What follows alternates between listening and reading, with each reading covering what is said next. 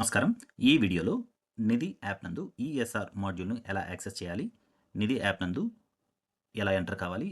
Password మర్చిపోతే దానికి సంబంధించినటువంటి యాక్సెస్ ఎలా చేయాలనేది ఈ వీడియో ద్వారా తెలుసుకుందాం. మొదట నిధి సైట్‌ను యాక్సెస్ చేయాలి. యాక్సెస్ చేసిన వెంటనే నిధి సైట్‌కి సంబంధించినటువంటి యూజర్ ఇంటర్ఫేస్ ఈ విధంగా కనబడుతుంది.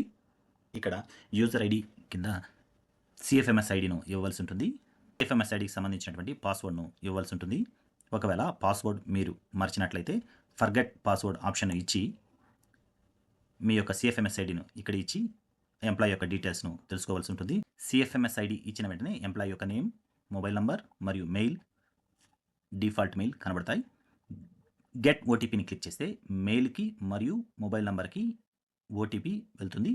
ఆ ఓటీపీని ఇక్కడ యాక్సెస్ చేసి సబ్మిట్ చేసిన వెంటనే మొబైల్ నంబర్కు లేదా మెయిల్కి పాస్వర్డ్ ఒకటి రిలీజ్ చేయబడుతుంది. ఈ పాస్వర్డ్ అనేది క్యాపిటల్ లెటర్స్ 3 అక్షరాలు, స్మాల్ లెటర్స్ 3 అక్షరాలు, అట్ సింబల్తో ఒక డిజిట్ను క్రియేట్ చేయబడుతుంది. ఈ పాస్వర్డ్ని ఎంటర్ చేసిన తర్వాత మీరు యాక్సెస్ చేయవచ్చు. యాక్సెస్ చేసిన వెంటనే ఎంప్లాయీ యొక్క యూజర్ ఇంటర్ఫేస్ ఈ విధంగా కనబడుతుంది. ఇందులో మనకు కావాల్సినటువంటి tiles ESS tile and then ESR 2.0 tile. ESR 2.0 టైల్ని క్లిక్ చేసిన వెంటనే ఎంప్లాయీ సర్వీస్ రిజిస్టర్ ఈఎస్ఆర్ 2.0 అనబడేటటువంటి ఆప్షన్ ఉంటుంది. దాన్ని క్లిక్ చేయాలి. ఈఎస్ఆర్కి సంబంధించినటువంటి యూజర్ ఇంటర్ఫేస్ ఈ విధంగా కనబడుతుంది. సాధారణంగా ఈఎస్ఆర్ను చేసేటప్పుడు 150 ఎస్ఆర్లు చేసిన అనుభవంతో నేను ఈ ఎస్ఆర్కి సంబంధించినటువంటి డేటాను 3 విధాలుగా విభజించాను. Number 1 basic, home town, other details ఒక భాగంగా. సర్వీస్ ఈవెంట్స్ చాలా వ్యాస్ట్గా ఉంటాయి.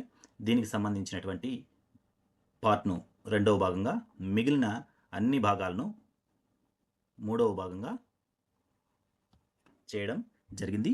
అందులో ఈఎస్ఆర్ గైడ్లైన్కి సంబంధించి యూజర్ మాన్యువల్ మరియు జిఓఎంఎస్ 57 ఖచ్చితంగా డౌన్లోడ్ చేసి యూజర్ మాన్యువల్లో ఉండేటటువంటి 60 పేజీలు కలిగినటువంటి ఈ యూజర్ మాన్యువల్ని పూర్తిగా చదివిన తర్వాత మాత్రమే ప్రతి ఉపాధ్యాయులు ఈఎస్ఆర్కి సంబంధించినటువంటి డేటాను ఎంటర్ చేసేదానికి ప్రయత్నం చేయాలి.